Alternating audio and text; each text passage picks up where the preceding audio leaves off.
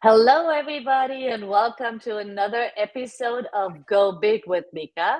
Today, I'm super excited to talk to Summer Lindman, and we are talking about jumping off the treadmill. So that'll be an interesting one. It is such an important topic. Welcome, Summer, first of all. Thank I'm you. excited to have this conversation.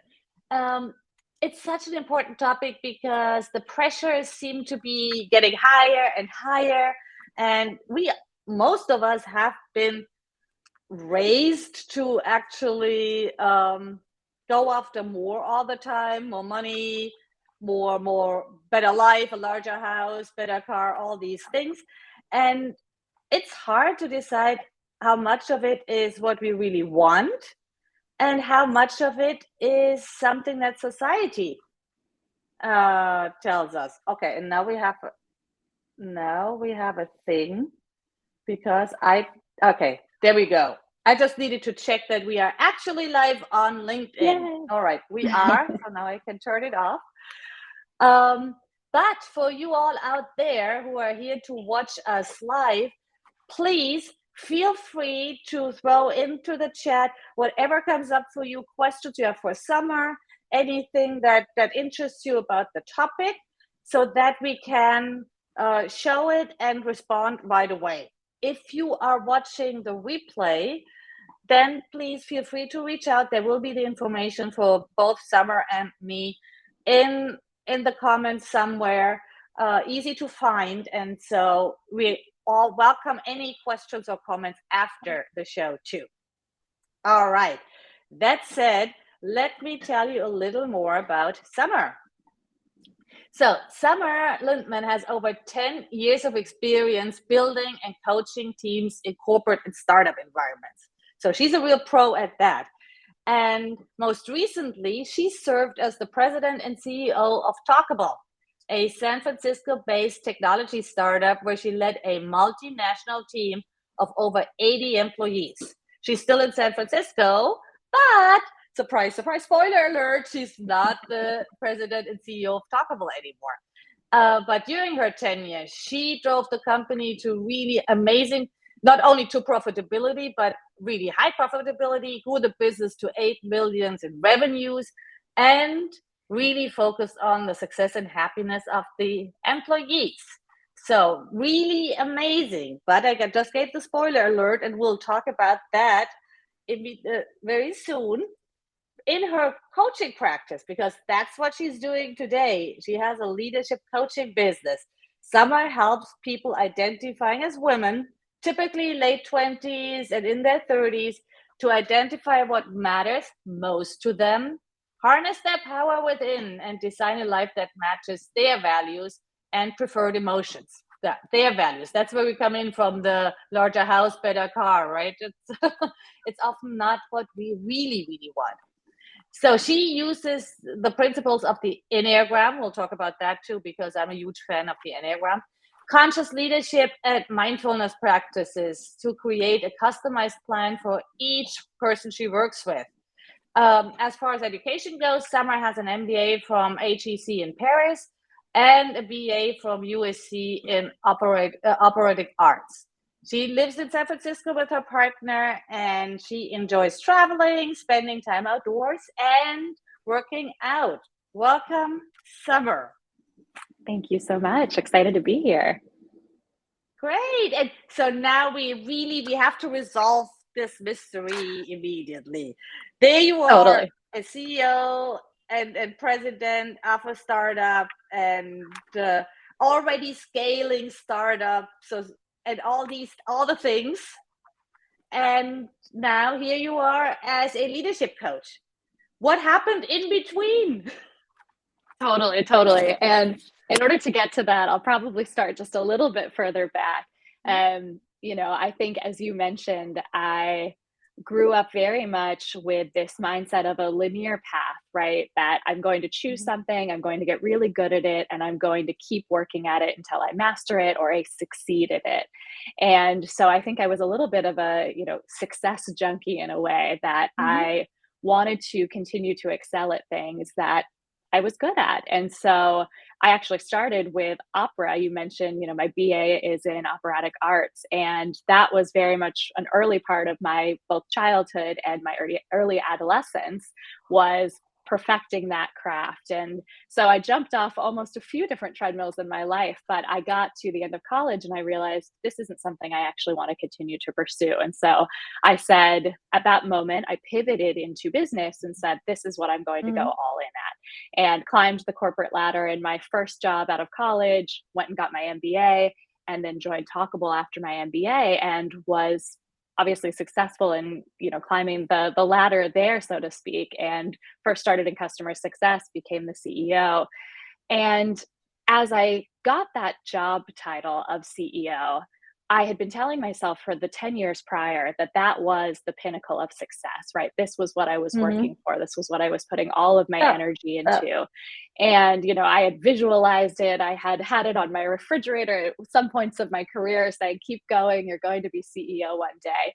And this was definitely a driver for me. And I think there was a belief that as soon as I achieved that title, I would feel a certain type of way. I would feel like I had Yeah. finally made it. I would feel like I finally deserved to be confident or deserved to, you know, I don't know. I would feel like I had been completed in some way. Mhm. And Yeah. after earning the title, nothing changed. I felt, kind of burnt out. I felt like, oh, Mhm. is this really what I'm passionate about? Is this really what I enjoy doing? And so initially I said, okay, well, let me go within. Let me actually start doing some work on myself. It was the first time in my life I had worked with a leadership coach and also a therapist. And I started, uncovering a little Yeah. bit underneath of this story. And I was learning about my values, learning about what I wanted for my life, and realized after 3 years of being CEO that those two things didn't match for me at that moment. And I decided to take a step back and I said, I'd like to step Mhm. down as CEO and president.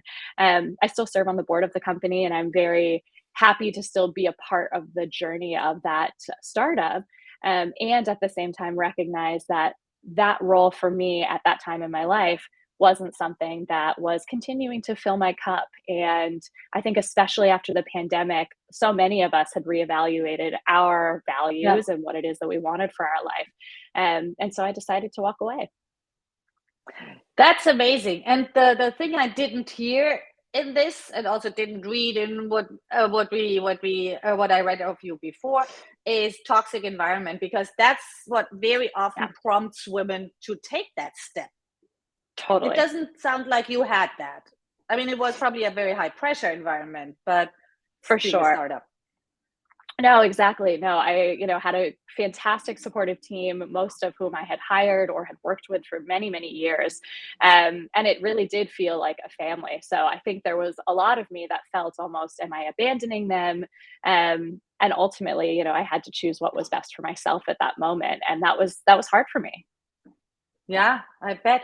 And another hard thing, that probably people hearing that story or comparing it to what they are doing, what they are thinking of doing, how did your family respond? How did the people around you respond?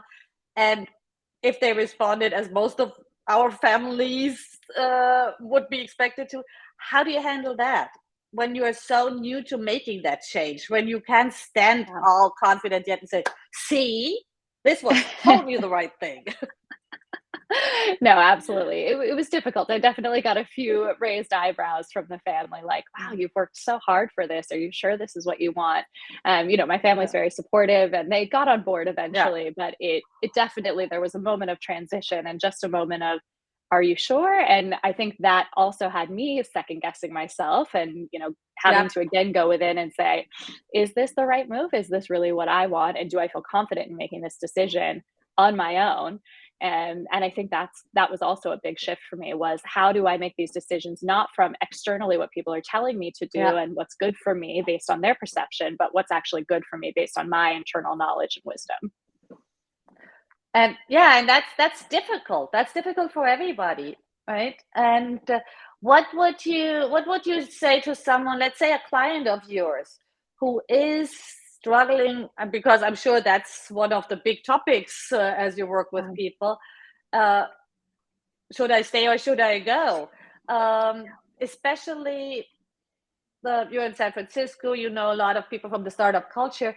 I'm thinking especially about maybe women who have immigrant parents, Hmm. often coming from cultures with very, very strong success values. Yep. Growing up, it's like you have three career choices: engineer, doctor, lawyer, and then you Yep. stick with it. What do you tell them to distinguish between this very dominant uh, uh, voice and their own? Because the own voice is a lot quieter than all of that. Yeah, totally. No, and it comes up quite frequently. I think the first Mhm. step in the process is finding that inner voice, because for a lot of us, Yeah, I mean, myself included, that wasn't the dominant voice, and I had honestly never really yeah, paused in my life to listen to it. So I had right. to Yeah. start by journaling. I will often tell my clients, start with a journaling practice, start with some sort of meditation, or even just a pause in the morning. For a lot of us, we're so busy, right? We rush into the day, Mhm. we start with this kind of immediate, the alarm goes off, I go to the gym, maybe I have some coffee, and I go right into work, and there's no pause at any point to say, how am I doing today, and checking in with Mhm. that internal voice. And so I think whether that is journaling or whether that is just taking a few moments to breathe and ask yourself, how am I feeling, what's going on internally, I think can be the great first step. And then over Yeah. time, a lot of the processes that we'll do, I bring in some positive intelligence work into my coaching practice, and it's then listening to those voices internally. And so positive intelligence has these saboteur voices that you learn to understand, Mhm. what are your 10 saboteurs Yeah. internally, what are coming up frequently, and so how do you then play with those a little bit and understand, okay, which voice is actually even coming up? Is it a saboteur voice that's trying to keep me safe, or is it my voice Mhm. of my sage, that inner wise version of me that knows Yep. this is actually the right move? So it's an iterative process for sure. I think step one is taking a pause, taking a beat, and then slowly but surely starting to uncover what that voice is, what it is that you value, and trying to align that with your work. And so I don't think it's necessarily about always saying you've got to quit your job and rush into leaving as the only option. It is first about understanding, Yeah. what is it that you value, and does it Yep. align with what you're currently doing. Yep. And I just two things come up for me. First off, I Yeah. just uh, found in a newsletter a new app that's called How We Feel, that prompts Mm, you to just check in on a feeling. You don't have to give a lot of background. So that's a very tiny, tiny, easy step yeah, to get started. I've only tried it out for a couple of days, but so far I would say that's a recommend on my part, I because love that. they help. They start out with four categories: high energy, unpleasant; high energy, pleasant; low Mm, energy, unpleasant; low energy, pleasant. And then you click one of those, and then you have a variety of feelings, and I find it very helpful to distinguish. They also explain what they mean by which adjective. So what's the difference between fatigued and spent? So that you don't have to go all there, but I feel many of us really have such a hard time even naming our feelings. totally. uh so I'm just like first week fan. So if anything, yeah, I can't give it a full recommend yet, but my first impression is very good. That's one thing I wanted to mention. The other thing, you talked about the sage and the saboteur voices. So the Yeah. sage, as you said, is really, that's the voice we're looking for. That's our inner knowing. uh I feel I'm familiar with the saboteurs. We should give people a couple of examples just Yeah. to see where we're coming from. So everybody has that inner critic in that system of positive intelligence called the judge. We Yep. all judge ourselves, but after that, there are, I think, nine others, and there's a Yep. variety. My personal ones are restless and hyperachiever. So Yep. that's my top combo Hyperachiever every for once me in as a while. well. Uh, yeah. So hyperachiever is that voice that tells you that you cannot stop, and you have to strive. You have to strive, and that's the only thing that matters. And so that's a real pushy voice. Restless. restless, wants you to be in action, not to sit still. Can you share a few more? Maybe your second one, and Yeah, then a my couple of others. absolutely. My second one is hyper rational. So I will typically Mm-hmm. then overthink things. I will Yeah. go into a bit of analysis paralysis mode. And Mm-hmm. it sounds like we're both very similar in that we go into this active place. Yeah. There are the kind of other side of things, the avoider, people who might shut Yeah. down more easily. And so Yeah. that can also be something that will come up quite frequently for Yeah. folks.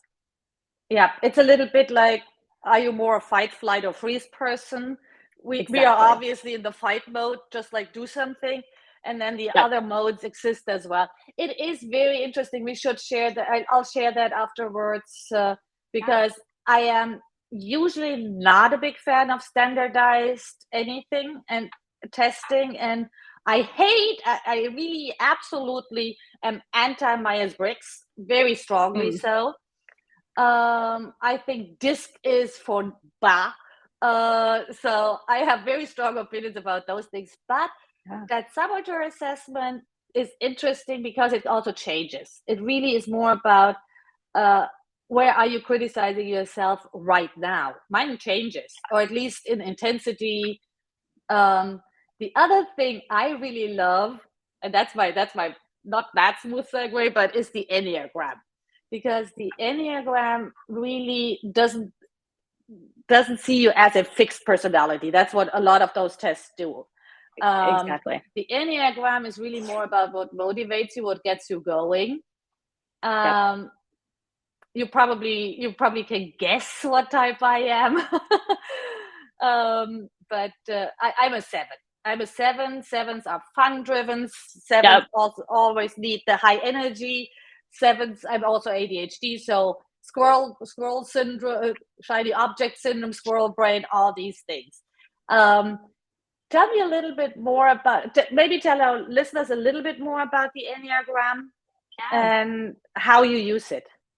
Yeah, absolutely. So the Enneagram has 9 types, and typically these are you'll have your core main type, and you'll have a type that you will ascend to and a type that you will Mhm. descend to. And so I'm a type 3, which not surprisingly is the Not achiever, surprised. Yeah, yeah. not surprisingly.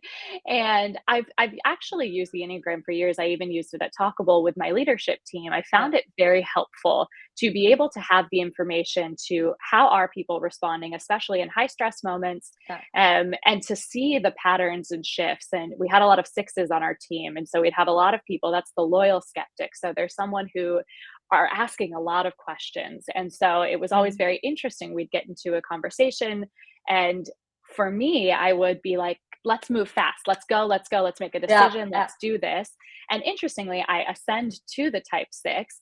But when I'm in those high stress moments, I descend to the peacemaker, the type 9. And so I will then find myself being like, oh, I'm shutting down, or I'm not going to say something or confront someone. But I found it very interesting just noticing those dynamics and using this as just another tool in our toolkit to be able Yeah. to understand how people operate, understand where they're coming from, and recognize that it's not personal. They're not questioning me because they question my leadership style. They're questioning me Right. because that is actually what they do. That's them operating at their best, is questioning Yeah. what is happening, why are we doing this? And so having that context and frame really helped us to work better together. Yep. Yep. It's a really interesting system. And but also I feel culture does play a role in there. I thought I was a type 3 for as long as I lived in Germany, because I Mm, feel the entire culture there is very type 3. yeah. And moving to America, I'm like, yeah, of course I'm an achiever, yes, but that's not really my driving force. My driving force is really curiosity. And Mhm. that's where I'm a type 7, Yeah, no, that's very so interesting, clearly. and I've heard that Yeah, over and over again from people where they'll yeah, shift context and they will actually relook yeah, and say, "No, I do identify yeah, more closely with a different type." yeah. And I think that shifting context, how can people do that? I mean, I always recommend spending some time abroad. You've lived in Paris. Yep, Um, I think it's very helpful, but not everybody is in a position to do that, or walk away from a startup or a corporate career. how can people achieve that shift in a Mm, way that gives them a little, maybe that input that they need yeah. to get more in touch with their inner voice? Yeah, absolutely. I think one thought that comes to mind is having different friend groups or different contexts that you're a part of, right? Mhm. If you notice Yeah, right now, I'm only friends with other people who are at startups, start talking to people who are in other industries, maybe reach out to a few on LinkedIn and just get different perspectives. I'm a part of a women's networking group here in San Francisco called mhm. Elevate. We meet once a month, and it's really helpful I'm to a meet member so too. many different people. Awesome.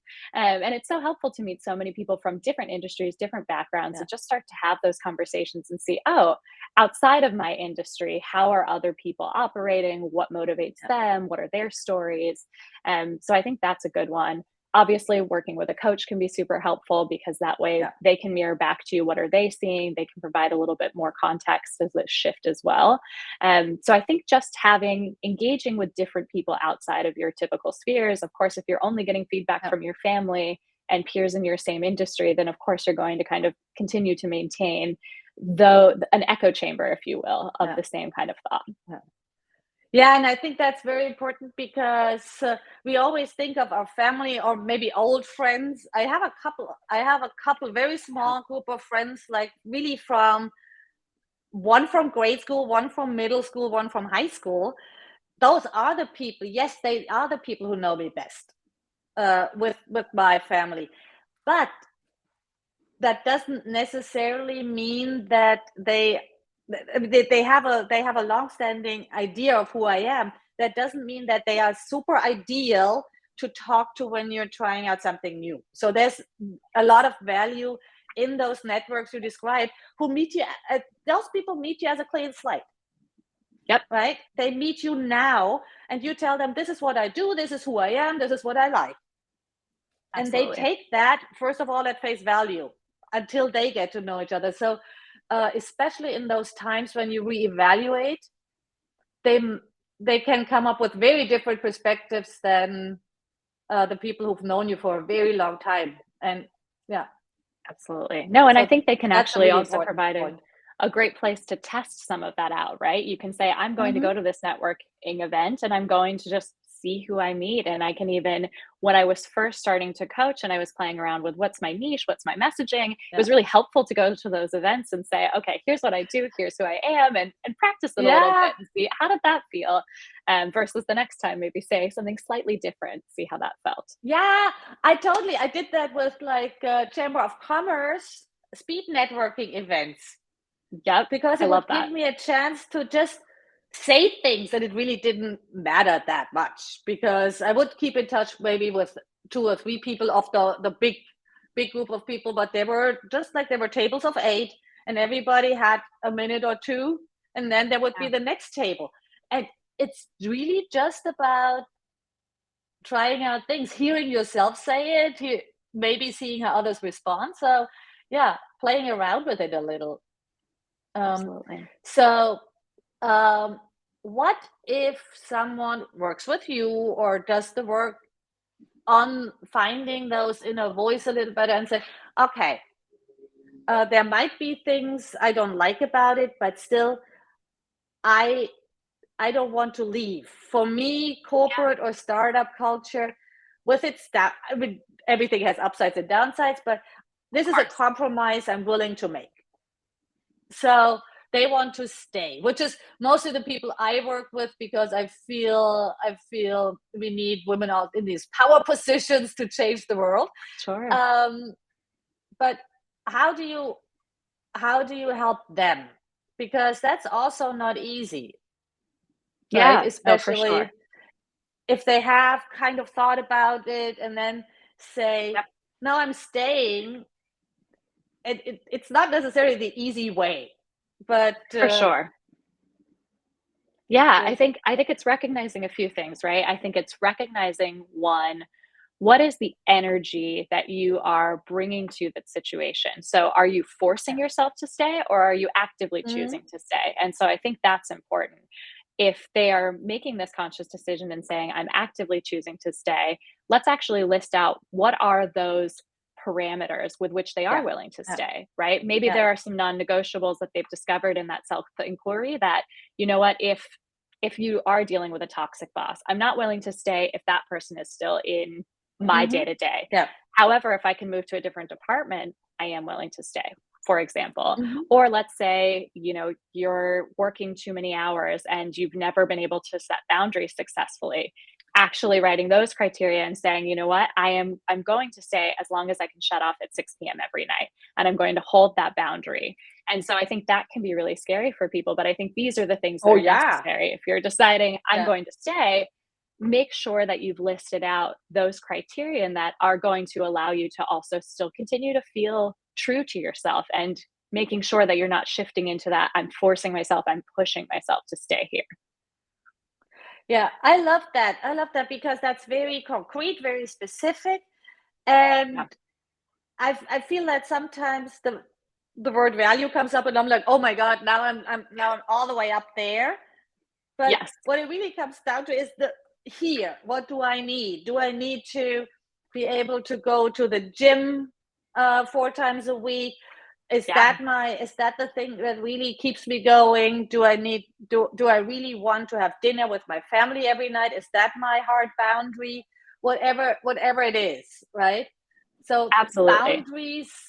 boundaries are actually the yeah, how we make our values concrete. Absolutely. No, it's so true. And I think listing out how are you living in your values? Because you're absolutely right. Values can start to sound really like, okay, what does that actually mean in my day to day life? And so, for example, one of my values is curiosity. And so, one of the things that's really Mhm. important to me is continuing to learn and having space for that. It's one of the things I love Yeah, about being able to coach and doing this full time. But even if right. I would have stayed in my startup saying, oh, I now know this about myself, I know that I want to take a course once per quarter. Is there something that I can do to work with my manager or work with the team Yeah. to be able to say, I'm going to go off and do this? I'm dedicating time for this. Or can you work that into your schedule? So I think there's a lot of really tactical, small things that you Yeah. can start to do to be able to live in those values while at work, assuming that it is a safe environment. And I know you mentioned Yes. toxicity at the beginning of this, Yes. because Yeah. I Yeah. think that is Yeah. a very different situation, right? We're Yeah. operating under the assumption here that maybe you don't love it, but it is safe for you, and you are going to make sure that there are things that you can add in. Exactly. Exactly. That is really the caveat to all of it. If you're not safe physically or psychologically, Yeah, this does not apply. This is a luxury you don't have at that point. You need absolutely. to find a way to get out of it. But if you have that safe space, it could also be, I like that. That's like agreeing on a certain learning path within the company, or similarly, if curiosity or I don't know, independence or something is your value, it might be to say, okay, what is the best uh, individual contributor career I can build Yeah, if I'm not absolutely. if I'm not really thrilled about the management track. And that is another one that's like, oh, there's a limit, there's a ceiling. Yeah, It depends. You can totally. negotiate a lot of things, and they will not open up to you if you don't ask for it, Yeah, it's so right? true, Because because I think it's not the super traditional thing, but it's possible. exactly. It's not the Yeah, default. yeah, yeah. Yeah, thank you so much. People out there, if you want help with working through this and learning more, please reach out to Summer. Summer, where can people most easily reach you? What is the best way to Yeah, get in touch with you? they can send me an email at summer@createdwithconfidence.com, or you can go right to my website, createdwithconfidence.com. Wonderful. And Summer also has a freebie, which is listed down here below Yeah. below the broadcast. Uh, Tell us quickly about what that is about. Yeah, that's a quick guide that I put together for creating a confident practice prior to doing a presentation. So, if something you're nervous about is presenting Yay! in front of people, what are some things that you can do in the moment right before you prepare, to be able to actually feel really confident in doing that?